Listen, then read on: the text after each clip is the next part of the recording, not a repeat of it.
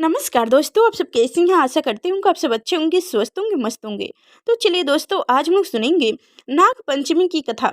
नाग पंचमी व्रत कथा हिंदू पंचांग के अनुसार सावन माह के शुक्ल पक्ष की पंचमी तिथि को नाग पंचमी का त्योहार मनाया जाता है। यह दिन नाग देवता की पूजा के लिए समापित होता है।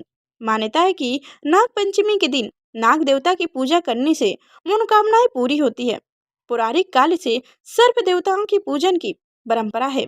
ऐसी मान्यता है कि नाग पंचमी की पूजा करने से सर्पों के कारण होने वाली किसी भी प्रकार का भय खत्म हो जाता है।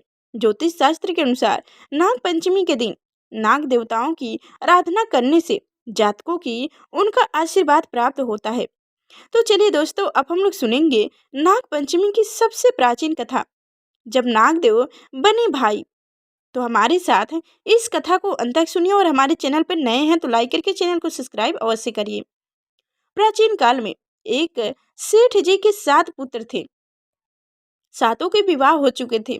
सबसे छोटे पुत्र की पत्नी श्रेष्ठ चरित्र की, अच्छी और सुशील थी, परंतु उसके भाई नहीं था। एक दिन बड़ी बहू ने घर लिपने को पीली मिट्टी लाने के लिए सभी बहुओं के साथ चलने को कहा, तो सभी खाजे और खुरपी लेकर मिट्टी खोदने लगी। तभी वहां एक सर्प निकला, जिसे बड़ी बहू खुरपी से मारने लगी। यह देखकर छोटी बहू ने उसे रोकते हुए कहा, मत मारो, इसका क्या कसूर है, इसने क्या बिगाड़ा है। यह सुनकर बड़ी बहू ने उसे नहीं मारा। तब सर्प और एक ओर जा बैठा। तब छोटी बहू ने उससे कहा, हम अभी लौट कर आती हूँ, तुम यहाँ से जाना मत।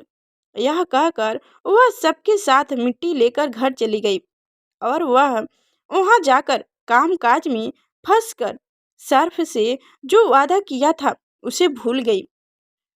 उसे दूसरे दिन वह बात याद आई तो सबको साथ लेकर वहां पहुंची और सर्प को उस स्थान पर बैठा देखकर बोली, सर्प भैया नमस्कार।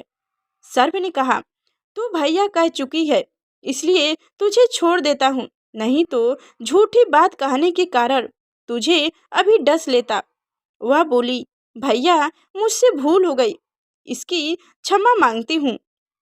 तब सर्प बोला, अच्छा, तू आज से मेरी बहन हुई और मैं तेरा छोटा भाई हूँ।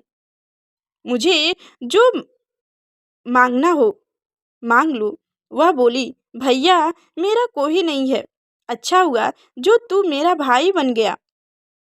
कुछ दिन व्यतीत होने पर वह सर्प मानुष का रूप रखकर उसके घर आया और बोला कि मेरी बहन को भेज दो। सब ने कहा कि इसके तो कोई भाई नहीं था। तो वह बोला, मैं दूर के रिश्ते में इसका भाई हूँ, बचपन में ही बाहर चला गया था। इसके विश्वास दिलाने पर घर के लोगों ने छोटी को बहू को उसने साथ भेज दिया। उसने मार्ग में बताया कि मैं वही सर्प हूँ, इसलिए तू डरना नहीं और जहाँ चलने में कठिनाई हो वहाँ मेरी पूंछ पकड़ लेना। उसने कहे अनुसार ही किया और इस प्रकार वह उसके घर पहुँच गई। वहाँ के धन श्रेय को देखकर वह चकित हो गई। एक दिन सर्प की माता ने उससे कहा, मैं एक काम से बाहर जा रही हूँ, तू अपने भाई को ठंडा दूध पिला देना। उसे यह बात ध्यान न रही और इससे गर्म दूध पिला दिया, जिसमें उसका मुख पूरी तरह जल गया। यह देखकर सर्प की माँ बहुत क्रोधित हुई, परंतु सर्प के समझाने पर शांत हो गई। तब सर्प ने कहा कि बहन को अब उसके घर भेज देना चाहिए। तब सर्प और उनके पिता ने उसे बहुत सा धन, सोना चांदी, जवाहरात वस्तु, आभूषण आदि देकर उनके घर पहुंचा दिए। इतना ढेर सारा धन देखकर बड़ी बहू ने इस तरह से कहा, भैया तो बड़ा धनवान है, तुझे तो इससे और भी धन लाना चाहिए। सर्प ने यह वचन सुना तो सब वस्तु सोने की लाकर दे दी। यह देखकर बड़ी बहू ने कहा, इन्हें झाड़ू लगाने के लिए झाड़ू भी तो सोने की होना चाहिए। तब सर्प ने झाड़ू भी सोने की लाकर दे दी। सर्प ने छोटी बहू को हीरा मरी का एक आभूतर अच्छा सुंदर हार दिया। इसकी प्रशंसा उस देश की रानी ने भी सुनी और वह राजा से बोली कि सेठ की छोटी बहू का हार यहाँ आना चाहिए। राजा ने मंत्रियों को हुक्म दिया कि उससे वह हार लेकर शीघ्र उपस्थित हों। मंत्री ने सेठ जी से जाकर कहा कि महारानी जी छोटी बहू का हार पहनेंगी, वह इससे लेकर मुझे दे दिया जाए। सेठ जी ने डर के कारण छोटी बहू से हार मांगकर दे दिया।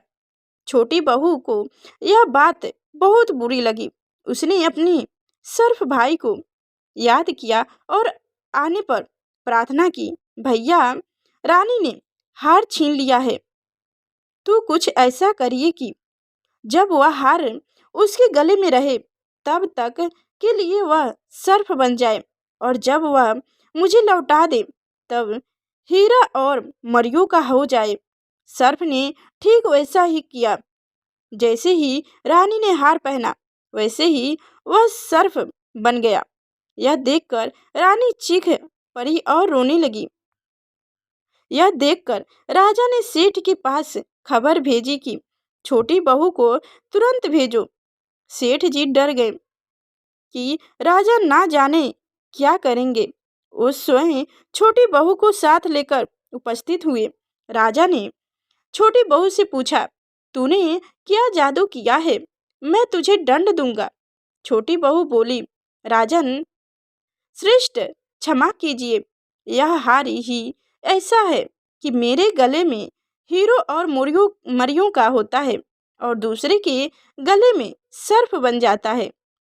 यह सुनकर राजा ने वह सर्फ बना हार उसे देकर कहा, अभी पहन कर दिखाओ। छोटी बहू ने जैसे ही उसे पहनना वैसे ही हीरा मरियों का हो गया। यह देखकर राजा को उसकी बात का विश्वास हो गया और उसने प्रसन्न होकर उसे बहुत सी मुद्राएं भी पुरस्कार में दी। छोटी बहू वह अपने हार और इन सहित धन घर लेकर आई। उसके धन को देखकर बड़ी बहू ने इसराय के कारण उसके पति को सिखाया कि छोटी बहू के पास कहाँ से धन आया। यह सुनकर उसके पति ने अपनी पत्नी को बुलाकर कहा, ठीक ठीक बता कि यह धन तुझे कौन देता है। तब वह सर्फ को याद करने लगी। तभी उसी समय सर्फ ने प्रकट होकर कहा, यदि मेरी धर्म बहन के आचरण पर संदेह प्रकट करने को करे तो मैं तुझे खा लूंगा। यह सुनकर छोटी बहू का पति बहुत प्रसन्न हुआ और उसने सर्प देवता का बड़ा सत्कार किया। उसी दिन से नाग पंचमी का त्योहार मनाया जाता है और स्त्रियां सर्प को भाई मानकर उनकी प्रार्थना करती हैं। तो दोस्तों, हमारी कथाएं कैसी लगी कमेंट में अवश्य बताएं और बताने के लिए नाग देवता अवश्य लिखिए। और अभी तक हमारे चैनल को सब्सक्राइब नहीं किया तो सब्सक्राइब करके बेल आइकन की घंटी दबा दें, ताकि आगे जो मैं ऐसी कथाएं और व्रत विधि बताऊं तो सबसे पहले आप तक पहुंचे। नमस्कार दोस्तों।